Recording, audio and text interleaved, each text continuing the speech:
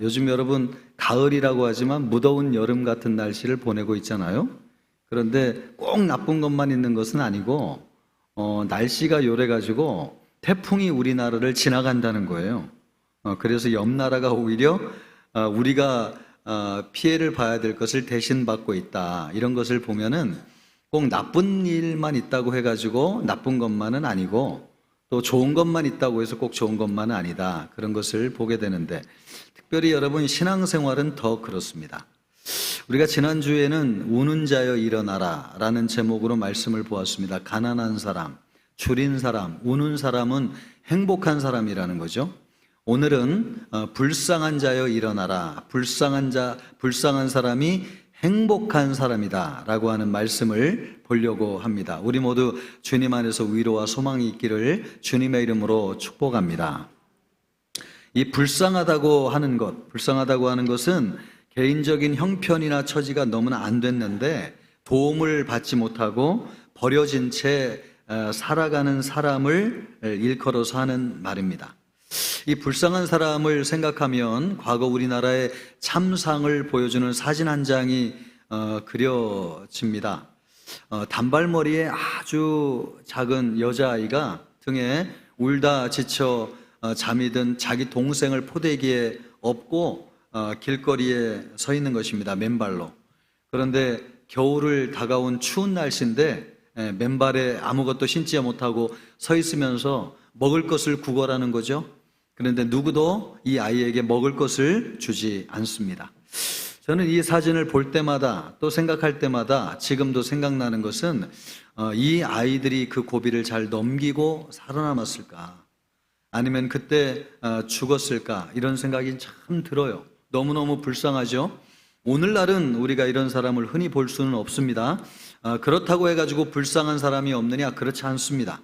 눈에 보이지 않을 뿐이지 불쌍한 사람은 여전히 존재합니다. 한 자매가 있는데 그 동생이 안타깝게도 스토킹 범죄로 인해서 희생을 당했습니다. 얼마나 충격이겠어요. 그 교제하는 남자에게 죽임을 당한 것 같은데 그래서 재판이 일어났지만은 재판에서 그 남자가 무죄로 풀려났습니다. 증거를 전부 다 깨끗하게 치우고 또 이 자매를 너무너무 사랑하는 것처럼 눈물을 흘리고 또 그 집안이 좀 넉넉한가 봐요. 그래서 좋은 변호사를 사서 쓰는 바람에 이 재판에서 무죄가 났습니다. 이 일을 당했을 때 이 언니 되는 자매는 얼마나 충격을 받았겠습니까? 일이 손에 안 잡히는 것이죠. 그래서 전에는 남편과의 관계도 참 좋았지만은 이것 때문에 마음이 너무 힘들어가지고 관계가 어긋나기 시작했습니다. 또 아이들을 돌보는 것도 집중하기가 어렵습니다. 그래서 집에 있으면 자꾸 안 좋은 생각 나니까 밖에 나가서 일을 했는데 일도 손에 잡히지 않고 또 집도 엉망이 되고 이 자매는 누구에게 위로를 받아야 될까요?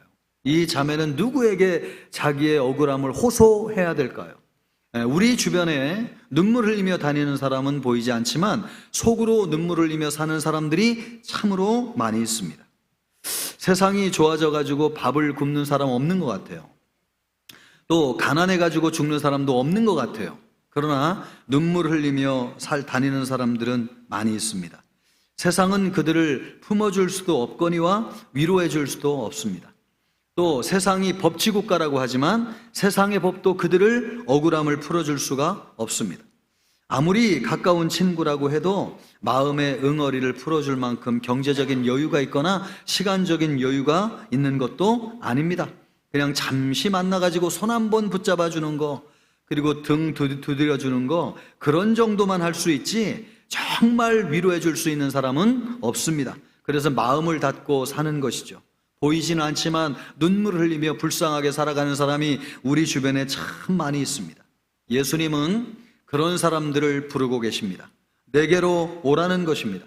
그런 사람들이 행복한 사람이라는 것입니다.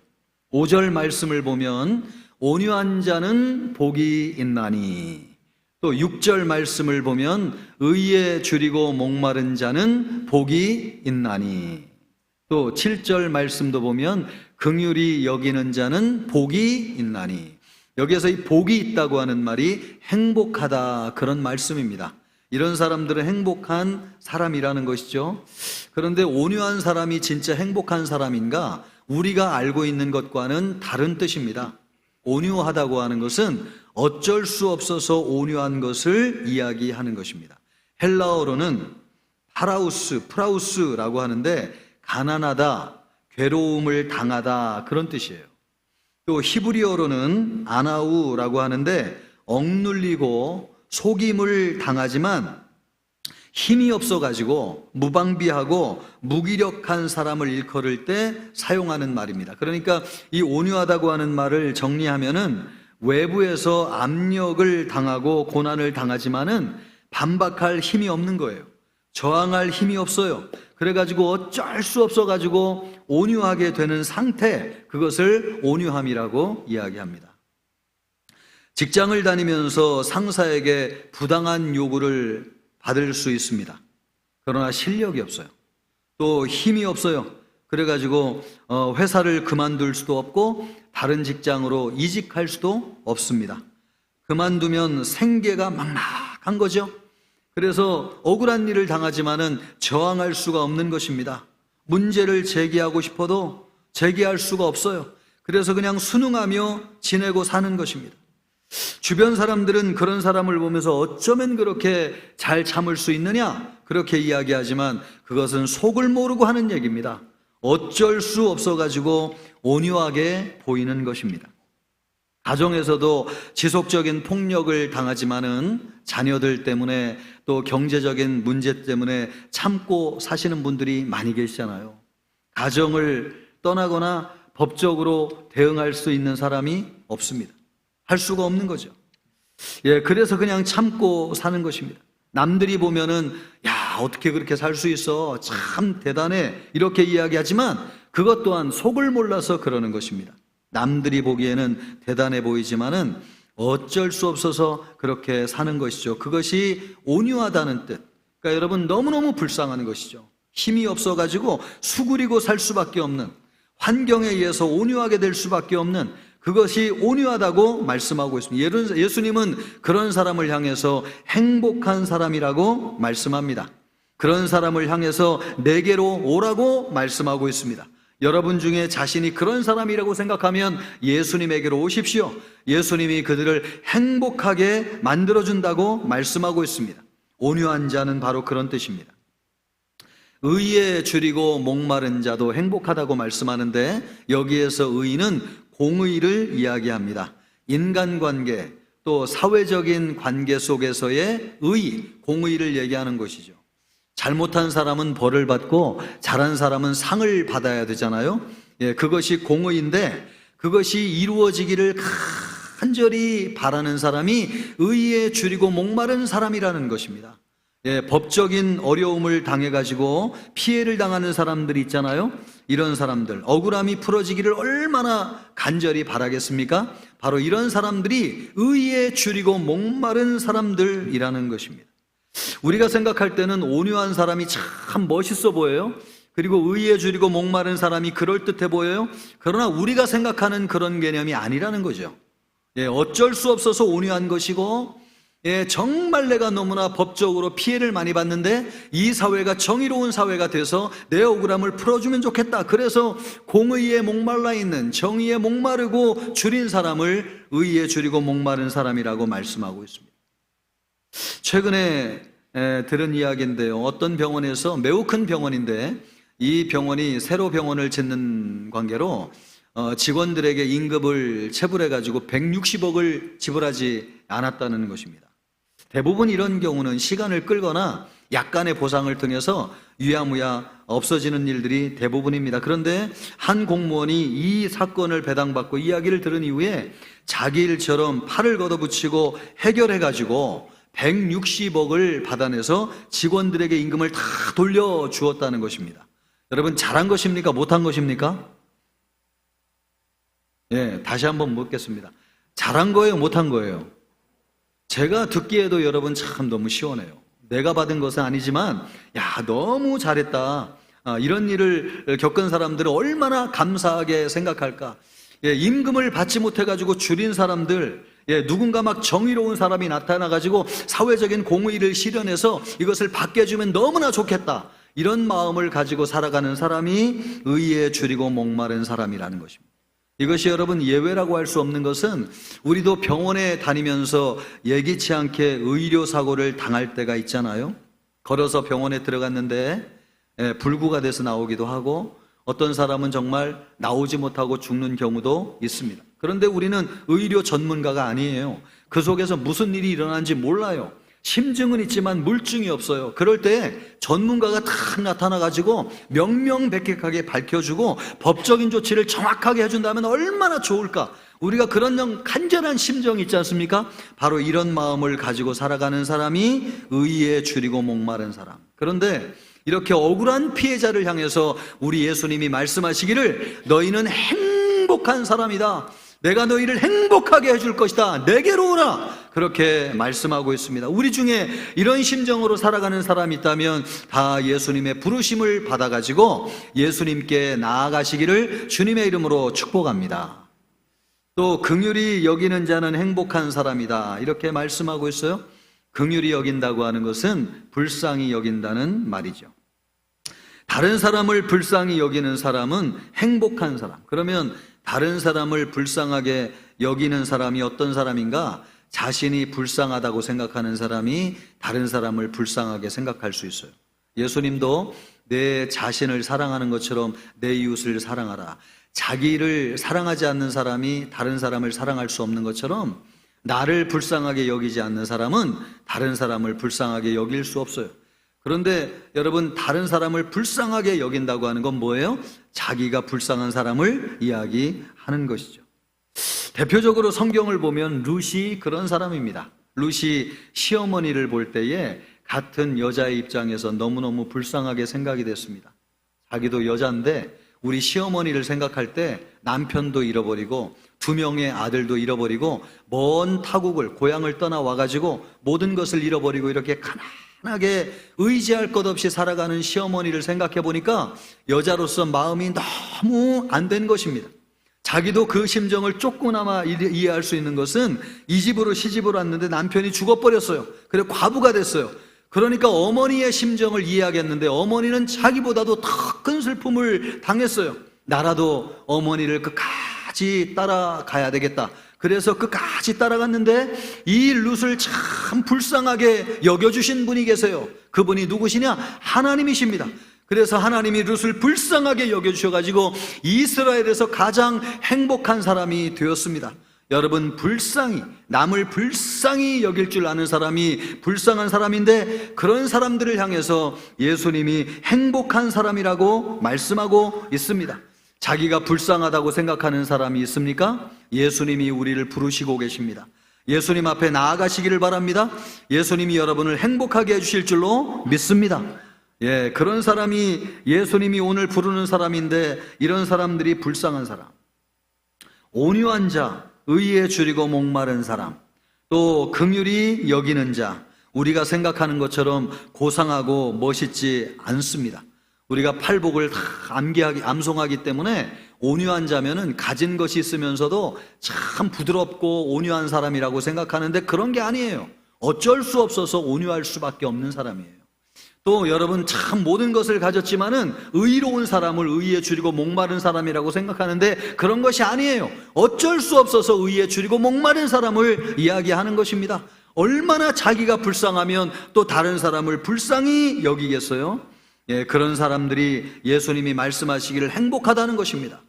왜냐하면 하나님의 나라가 그들의 것이라는 것이죠. 오늘 이 말씀을 통해서 예수님이 우리에게 주시고자 하는 분명한 메시지가 있어요. 세상에서는 너무너무 불쌍한 사람들인데 왜 예수님은 이들을 향해서 행복한 사람이라고 말씀하는 것일까? 오늘 여러분이 자신이 불쌍한 사람이라고 생각이 되면 예수님의 말씀을 듣고 예수님을 통해서 여러분에게 숨겨진 행복을 찾으실 수 있기를 주님의 이름으로 축복합니다. 이 말씀을 통해서 우리에게 주시는 메시지가 무엇인가? 첫째, 하나님은 불쌍한 자에게 땅을 기업으로 주십니다. 5절 말씀을 보면 온유한 자는 복이 있나니 그들이 땅을 기업으로 받을 것이며, 이 기업이라고 하는 말이 구약 성경에서는 하나님의 백성들이 받게 되는 가나안 땅을 의미합니다. 그러나 신약에 넘어와서는 예수 그리스도를 믿고 하나님의 자녀된 사람들에게 주시는 하나님의 나라를 이야기하는 것이죠. 그런데 오늘 이 말씀을 보면 하나님의 나라를 기업으로 준다고 말씀하지 않고 땅을 기업으로 준다고 말씀하고 있습니다.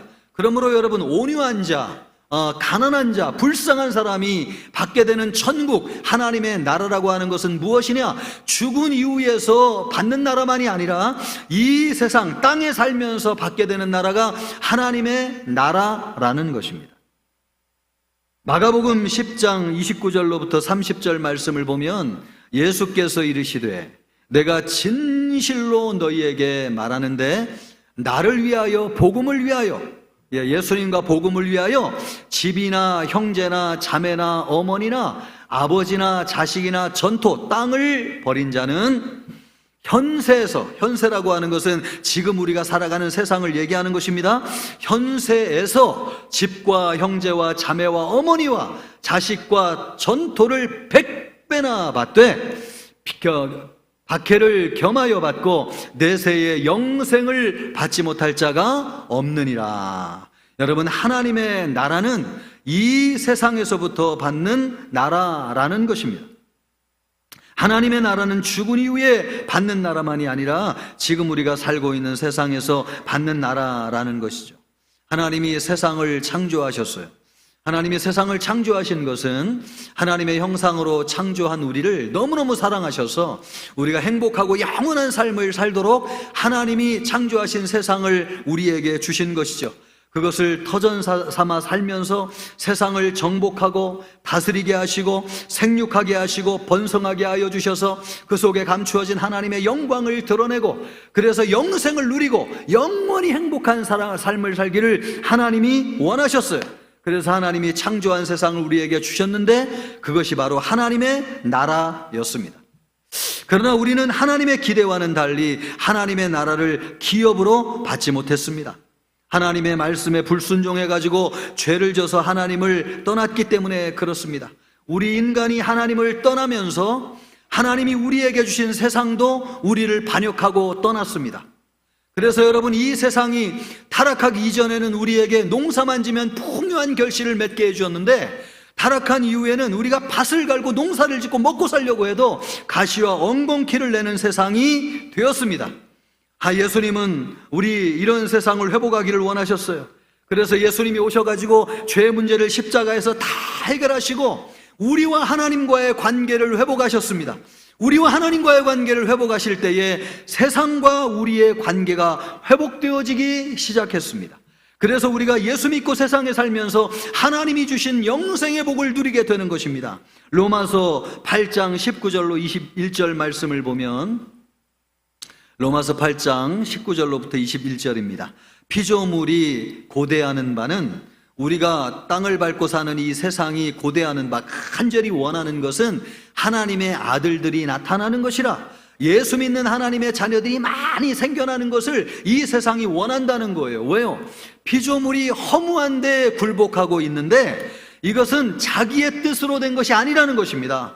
피조물도 저주를 받아가지고 고통 가운데 살고 있는 것이 자기의 뜻이 아니라 하나님에게 불순종한 우리 인간으로 말미암아 하나님으로 말미암아 이루어진 일이라는 것입니다. 그래서 우리가 살고 있는 이 피조물이 간절히 원하는 바가 무엇이냐, 그 다음 구절을 보여주면, 그 바라는 바는 피조물도 썩어짐의 종로로 단듯 해방되어서 이 피조물이 저주 가운데 고통을 당하고 있는데 거기에 해방되기를 원하는데, 그러기 위해서 하나님의 자녀들의 영광의 자유에 이르기를 원한다고 말씀하고 있습니다. 그러니까 여러분, 우리 예수 믿는 하나님의 자녀들이 많이 생겨나기를 이 땅, 이 세상이 원하고 있습니다. 우리가 하나님과의 관계가 회복될 때 땅이, 하나님과의 관계가 회복되어서 땅이 우리를 축복하는 관계가 회복되기 때문에 그렇습니다. 그래서 여러분, 우리가 예수님을 잘 믿고 신앙생활하면 사람과의 관계가 풀려요. 남편과의 관계가 풀리고 자녀들과의 관계가 풀리고 직장에서의 관계가 풀려요. 피조물은 하나님의 자녀들이 나타나기를 원하고 있어요. 예수님을 믿는 하나님의 자녀들이 많아질 때 피조물이 종노릇한 데서 해방됩니다. 그래서 우리 인간을 위해서 30배, 60배, 100배의 결실을 맺습니다. 그 결과 우리가 생명을 얻고 풍성한 삶을 사는 것이죠. 그것이 세상에 살면서 받게 되는 하나님의 나라인데, 그 하나님의 나라를 하나님이 누구에게 주기를 기뻐하시느냐? 의에 줄이고 목마른 자, 또 어쩔 수 없어서 온유하게 살아가는 불쌍한 사람들, 그런 사람들에게 주기를 원하신다는 것입니다. 평생 가난하게 살면서 낙도오지 선교에 헌신하신 목사님이 계세요. 가난한데 자식은 많이 낳았습니다. 5명이나 낳았습니다. 이 공부를 제대로 시킬 수가 없었어요. 그런데 그 중에 아들 하나가 공부를 특출나게 잘해가지고 의사가 됐어요. 그리고 병원을 개원을 했는데, 지방에서 이 병원이 참 잘 돼가지고 지방에 곳곳에 개원할 때마다 잘 되고 서울까지 진출하게 된 겁니다. 그때 이분이 제가 섬기는 교회 등록을 해가지고 제가 신방을 해서 만나게 되었습니다. 제가 만나보니까 아버님이 목사님이시라는데 믿음이 그렇게 좋은 것 같지가 않아요. 아마 아버지에 대한 반감이 있었던 것 같아요. 하나님 믿으면 뭐하나, 이렇게 어렵게 사는데. 그래서 반감이, 그냥 주일 예배 정도 한번 겨우 드릴 정도의 신앙이었습니다. 그런데도 이 병원이 말할 수 없이 너무너무 잘 되는 거죠. 그러니까 지방에 세우는 곳마다 잘 돼가지고 서울까지 진출할 정도였고, 아까 이분을 포함해가지고 형제가 5이라고 그랬잖아요. 그 형제들이 병원이 얼마나 잘 되는지 돕기 위해서 여기에 취직해가지고 전부 다 같이 일을 하고 있는 것입니다. 아버지는 지금도 낙도오지를 돌아다니면서 선교를 하고 있는데, 이 선교 비용을 누가 대고 있느냐? 이 아들이 전부 대고 있는 것입니다. 제가 이 이야기를 들으면서 온유한 자가 땅을 기업으로 받는다는 말씀이 무슨 말씀인지를 알았습니다. 나와 복음을 위하여 형제와 자식과 전토를 희생하며 헌신한 사람에게 현세에서 100배나 갚아주시고 영생을 얻는다는 말씀이 무슨 말씀인지를 알게 되었습니다. 이분이 여러분 낙도오지 선교를 다니면서 쫓겨나기도 수없이 쫓겨나고, 전세를 살 돈이 없어가지고 교회 지하에 살기도 하고, 그 습기가 많은 곳에서 하도 두들겨 맞아가지고 피투성이가 되기도 했습니다. 그런데 누구에게 하소연할 데도 없는 거예요. 목사로 복음 전하다 그런 어려움을 당했는데 누구에게 하소연한들 누가 도와주겠습니까? 그냥 하나님 앞에 엎드려가지고 불쌍히 여겨달라고 기도하는 것밖에는 할 수 있는 것이 없었습니다. 자식들이 볼 때 이 아버지가 얼마나 한심하고 무능하고 불쌍하게 생각되겠어요. 천하의 불쌍한 사람이 우리 아버지다고 생각하지 않겠어요? 그런데 이 아버지를 진짜 불쌍하게 여기신 분이 계세요. 그분이 누구시냐? 하나님이십니다. 하나님께서 이 아버지를 참 불쌍하게 여기셔가지고 여러분, 이 아버지에게 자식들을 통해서 땅을 기업으로 받게 하셨습니다. 그래서 자식들을 통해서 하나님이 얼마나 복을 주시는지 지금은 마음껏 복음 선교를 할 수 있을 정도로 그렇게 채워주셨습니다. 이것이 땅을 기업으로 얻는 것입니다. 누가 이런 복을 얻는다는 거예요? 불쌍한 사람. 힘이 없어서 저항할 수도 없고, 또 어쩔 수 없어가지고 머리를 숙이며 살고, 어쩔 수 없어서 온유하게 살 수밖에 없는 의에 줄이고 목마른 사람들에게 그런 땅을 기업으로 주신다는 것입니다. 누가? 우리를 불쌍히 여기시는 하나님이 그렇게 하신다는 것입니다. 이 자리에 있는 모든 성도들이 불쌍한 성도라고 믿습니다. 우리에게 하나님께서 그런 땅을 기업으로 주는 축복이 있기를 주님의 이름으로 축원합니다. 두 번째로, 불쌍한 사람은 만족을 얻습니다. 6절 말씀을 보니까요, 의에 줄이고 목마른 자는 복이 있나니 그들이 배부를 것이며, 이 배부르다고 하는 것은 만족한다는 뜻이죠. 헬라어로는 코르타조라고 하는데 겨우 허기를 면하는 정도의 배부름이 아니라 그냥 차고 넘쳐가지고 포식감을 느낄 정도로 충만한 배부름을 이야기합니다. 단순히 배부른 것을 넘어가지고 완전히 내면이 만족한 상태를 이야기하는 것이죠. 이것을 잘 보여주는 성경 말씀이 있는데 오병이어의 기적입니다. 떡 5개하고 물고기 2마리를 통해서 5,000명이나 먹고 12광주리가 남았습니다. 남자만 5,000명이라고 하니까 여자와 아이들까지 하면 좋기 2만 명은 되었을 것입니다. 그 많은 사람이요, 배부르게 먹고 12광주리가 남을 정도로 너무 풍족하였다고 하는 것입니다. 이 사람들은 여러분 배만 불렀을까요? 아니요. 육신적인 배부름을 넘어가지고 영적인 배부름을 얻었을 것입니다. 빵 한 조각을 먹고 물고기 한 마리를 먹는 그 순간 그 속에 하나님의 임재하심, 하나님의 사랑, 하나님의 온유하신 성품, 하나님의 위로하심이 그들의 심령 속에 임하였을 것입니다. 굶주린 사람들의 심령 속에 여러분 그 빵과 그 물고기를 먹으면서 무엇이 임재하였겠어요? 거룩하시고 온유하시고 말할 수 없이 따뜻하신 하나님의 성품이 그들의 심령 가운데 임한 것입니다. 하나님이 얼마나 사랑이 많으신 분이신지, 우리 하나님이 얼마나 충만하신 분이신지 오병이어를 먹으면서 체험하였을 것입니다. 그러면서 이들의 심령 속에는 하나님이 충만하게 채워졌을 것이고 영적인 만족으로 가득하였을 것입니다. 배부르다고 하는 것은 바로 그런 것입니다. 단순한 배부름이 아니에요. 영적인 만족까지 채워주는 배부름, 이것은 세상의 것으로는 채워줄 수 없는 만족이에요.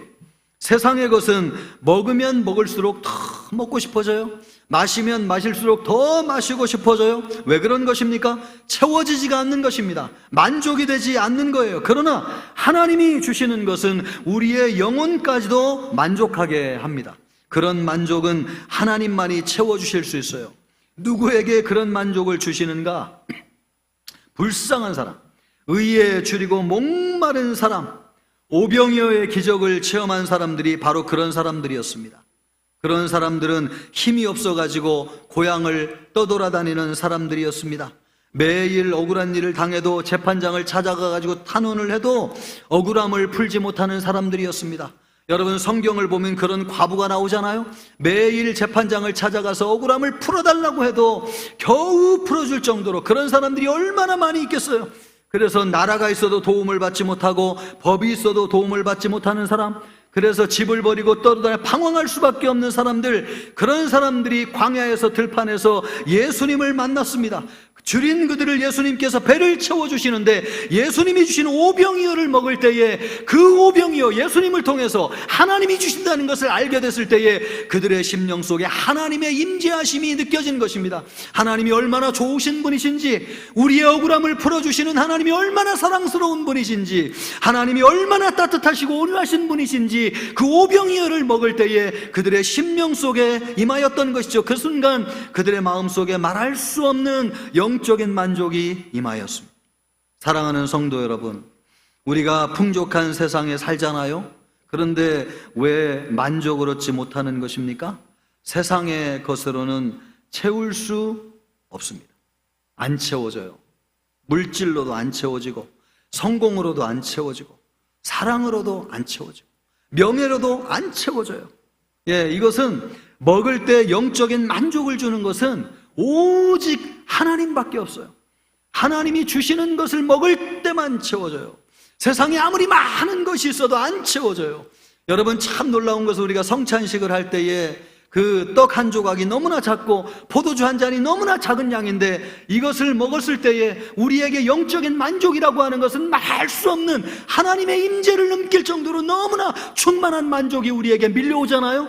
세상에서는 수많은 것이 쌓여져 있지만 아무리 먹어도 우리의 영혼을 만족하게 할 수 없는데 하나님에게서 나온 것, 하나님이 주시는 것, 떡 한 조각, 여러분 포도주 한 잔, 그것이 우리의 영혼에 만족을 주는 것은 하나님이 우리의 영혼을 만족하시기 때문에 그렇습니다. 그것이 진정으로 배부른 것이죠. 그래서 여러분, 우리가 진정으로 배를 채우기를 원한다면 하나님이 주시는 것을 먹어야 돼요. 하나님의 말씀을 먹고 하나님의 사랑을 받고 하나님의 은혜를 체험하게 될 때에 여러분, 우리의 속이, 우리의 내면이, 우리의 영이 채워지는 역사가 있습니다. 하나님에게서 흘러나오는 것을 먹어야지 채워져요. 그것을 먹는 사람은 어떤 사람이냐? 의에 줄이고 목마른 사람, 세상에서는 너무너무 불쌍한 사람, 아무도 도와주지 않는 사람, 그런 사람이 의에 줄여 있습니다. 하나님을 찾게 되어 있습니다. 하나님이 그들의 심령을 하나님으로부터 먹여주시는 것입니다. 그래서 배부르게 되는 것이죠. 우리 모든 성도들이 세상에 많은 것이 있지만 하나님이 주시는 것으로 채워지는 성도들이 되기를 주님의 이름으로 축복합니다. 세 번째로, 불쌍한 사람이 복이 있고 행복한 것은 불쌍히 여김을 받기 때문에. 8절 말씀을 다시 보면은 긍휼히 여기는 자는 복이 있나니 그들이 긍휼히 여김을 받을 것이며, 이 긍휼하다고 하는 것은 불쌍하다는 것이죠. 누구에게 불쌍히 여김을 받는다는 것입니까? 하나님께 불쌍히 여김을 받는다. 내가 누군가를 불쌍히 여기는 사람은 하나님이 그 사람을 불쌍히 여기세요. 여러분, 하나님이 불쌍히 여기시면 되는 거죠. 아멘입니까? 하나님이 불쌍히 여기시면 돼요. 안 될 것이 없어요. 아들까지 주신 하나님이 불쌍히 여기는 자를 위해서 무엇인들 주지 않겠습니다. 시편 72편 12절 14절 말씀을 보면 그는 궁핍한 자가 부르짖을 때에 하나님이 들으신다는 거예요. 그리고 건지시며, 도움이 없는 가난한 자도 건지시며, 그는 가난한 자와 궁핍한 자를 어떻게 하신대요? 불쌍히 여기며 궁핍한 자의 생명을 구원하며. 죄송합니다, 안 보이는데 제가 보이는 것처럼 해줘. 여기는 보이니까요. 그들의 생명을 압박과 강포에서 구원하시리니 그들의 피가 그의 눈앞에서 존귀히 여김을 받으리로다. 여러분, 하나님이 불쌍히 여겨주시면 된다는 것입니다. 그러면 구원해 주신다는 거예요. 불쌍히 여긴다고 하는 게 뭐예요? 하나님의 마음이 움직인다는 것이죠. 제가 어떤 드라마를 봤더니요, 아내가 남편에게 잘못을 해가지고 계속적인 잘못을 하는 것입니다. 반복된 잘못을 하니까 남편이 몇 번 타이르다가도 너무 화가 나가지고 이제는 마음이 완전히 닫혀버렸어요. 냉담해져 버렸어요. 그래서 관계가 완전히 끊어질 위기였어요. 그런데 아내가 옆으로 오더니 남편 가슴팍에 얼굴을 묻고 이렇게 말하는 것입니다. 여보, 나는 당신 아니면 갈 데가 없어. 미안해. 용서해줘. 다시는 안 그럴게. 그 순간 굳어졌던 남편의 마음이 확 풀어지는 거예요. 그리고 아내가 한없이 불쌍하게 여겨지는 것입니다. 두 사람은 이전보다도 더 단단해지고 사랑이 깊어졌습니다. 여러분, 하나님이 그렇습니다. 하나님이 우리가 그분의 가슴팍에 얼굴을 묻고 불쌍하게 여겨달라고 할 때 하나님이 우리를 불쌍히 여겨주세요. 하나님은 불쌍히 여겨주세요, 우리를. 여러분, 하나님께 불쌍히 여겨달라고 기도하세요. 하나님이 불쌍히 여겨주심을 받으십시오. 여러분의 자존심을 꺾고 하나님의 품에 여러분의 얼굴을 팍 묻고, 하나님 아니면 나는 갈 데 없습니다.